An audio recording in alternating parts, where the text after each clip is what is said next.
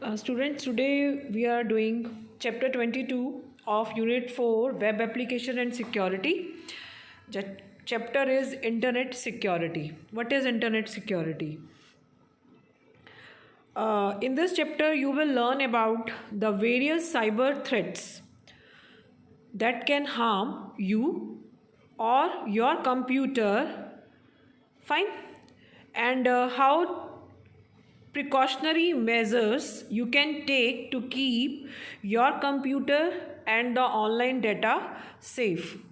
आपने देखा होगा कि आज के टाइम में हम लोग इंटरनेट यूज़ करते हैं, मतलब आजकल तो सब काम ही हम लोग गूगल के बिना नहीं कर सकते हैं, बट हम लोग नेट बैंकिंग करते हैं।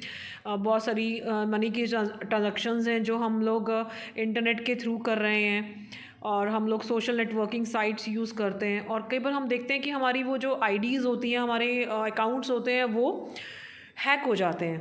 ठीक है, उनसे प्रिवेंट करने के लिए बहुत सारे थ्रेट्स होते हैं। जैसे हमारा जो अकाउंट्स है, अगर हमारे वो नेट बैंकिंग हम लोग यूज़ करते हैं तो वो भी हम लोगों को सिक्योर करना बहुत ज़रूरी है, नहीं तो ऑनलाइन हमारे पैसे निकल जाते हैं। कई बार काफ़ी तरह के जो क्राइम्स हैं वो ऑनलाइन होते हैं। ठीक है, जितना हम इंटरनेट जो आज के टाइम में हमारी एक नेसेसिटी बन गया है, उतने ही इसके क्राइम्स भी बहुत बढ़ गए हैं।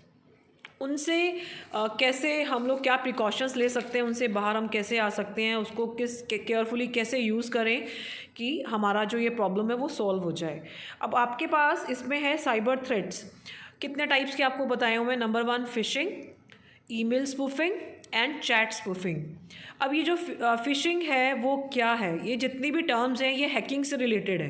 ठीक है, कि किस तरह से जो हैकर्स हैं, जो अननोन सोर्सेज हैं, वो कैसे आपके डाटा को हैक कर लेते हैं।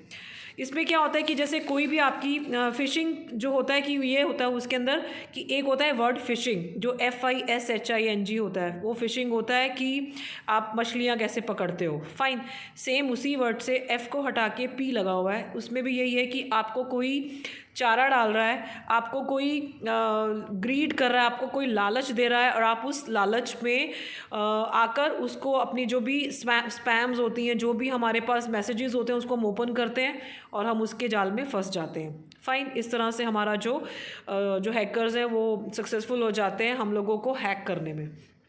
अब इसमें क्या है, जैसे कोई भी आपको लगता है कि आपको ईमेल आया है बैंक से, फ़ाइन, और उसमें लगता है कि आपको एक ईमेल अकाउंट आपका बंद हो रहा है। ठीक है, या आपको कोई बैंक को कोई इन्फॉर्मेशन चाहिए। इतनी ऐसी ईमेल्स होती हैं कि जिसको हमको लगता है कि ये बिल्कुल जो सच्चे सोर्सेज हैं, जो बिल्कुल अच्छे सोर्सेज हैं, ओरिजिनल सोर्सेज हैं, उनसे आई हैं। बट हम ये जो सोर्सेज होते हैं वो गलत होते हैं। वो क्या करते हैं कि वो आपकी वेरिफिकेशन मांगते हैं। कई बार जैसे कई बार फेसबुक से मैसेज आता है कि अपना कोड डालो, वेरिफिकेशन वगैरह करनी है। ठीक है, आपकी आईडी है, और वो एक लिंक देते हैं कि उस पर क्लिक करो और अपनी वेरिफिकेशन दो। हम लोग क्या करते हैं, उस पर क्लिक कर देते हैं और हम लोग उनकी डुप्लीकेट्स वेबसाइट्स में एंटर कर जाते हैं। उनका लॉगिन आईडी और पासवर्ड देकर हम उसके अंदर एंटर कर जाते हैं, जबकि वो एक तरह की फ़िशिंग होती है।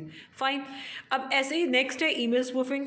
ईमेल स्पूफिंग में क्या होता है कि जैसे हम लोग जो सेंडिंग और रिसीविंग जो मैसेजेस होते हैं, सेंडर और रिसीवर होते हैं, उनके अंदर जो ईमेल एड्रेसेस होते हैं उनको हैक कर लेते हैं। ठीक है, जब भी आपको मतलब मैंने सेम वही बताया कि चैट स्पूफिंग और ईमेल स्पूफिंग और फिशिंग, इसमें क्या होता है कि इसमें हमें लगता है कि ओरिजिनल सोर्सेज से ये सब कुछ है, बट नहीं, ये एक फ़ेक होता है। और ये हैकिंग करने की, जो हमारे सिस्टम को हैक करने की, हमारे पासवर्ड आईडी को हैक करने की वो ट्राई करते हैं। ठीक है, जिससे वो हमारा डाटा को स्टील कर सकें, चुरा सकें।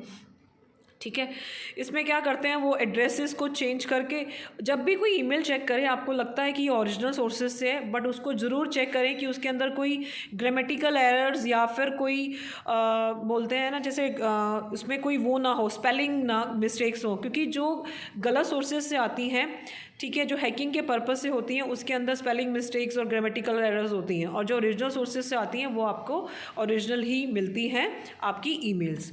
ठीक है, और इनको प्रिवेंट करने के लिए चैट स्पूफिंग में क्या होता है, आप ऑनलाइन चैटिंग करते हो, कई बार आप ग्रुपिंग, जैसे हम लोग क्लासेस भी लेते हैं, उसमें कोई भी एंटर कर जाता है अननोन सोर्सेज से। ठीक है, तो इस तरह की वो इस तरह को प्रिवेंट करने के लिए हम लोग क्या करें कि हम लोग वेरीफाई करें। कभी भी वो हमसे लॉगिन आईडी और पासवर्ड जब हम लोगों को देते हैं या कोई लिंक शेयर करते हैं तो हम उसको पूरा कंफर्म कर लें कि ये ओरिजिनल सोर्सेज से है या नहीं है। मैंने अभी आपको बताया कि आप देखिए कि उस मैसेज के अंदर ग्रामेटिकल एरर्स या फिर कोई स्पेलिंग मिस्टेक्स ना हो, तो वो या कोई अननोन सोर्सेज से आपको आती हैं जिसके बारे में आपको पता नहीं है, बट आपको वो ग्रीड दे रहे हैं कि आपने ये विन किया है, या आपका फेसबुक अकाउंट बंद होने वाला है, या आपका बैंक अकाउंट वो बंद कर देंगे। इस तरह की जो ईमेल्स होती हैं, आपको लगता तो है कि ये सही मेल्स मुझे आई हैं, बट वो एक काइंड ऑफ हैकिंग है। फाइन। इसके साथ अब आपके पास नेक्स्ट पेज पर है आपको कैसे प्रिवेंट करना है, how to prevent hacking, how to prevent phishing, how to prevent email spoofing, how to prevent spoofing जो है एक तरह की हैकिंग है, और आज के टाइम में बहुत सारी स्पूफिंग है। कोई सर्वर कोई हैक कर लेते हैं, कोई आईपी एड्रेसेस को हैक कर लेते हैं, तो डिफरेंट टाइप्स की स्पूफिंग है, मींस हैकिंग है।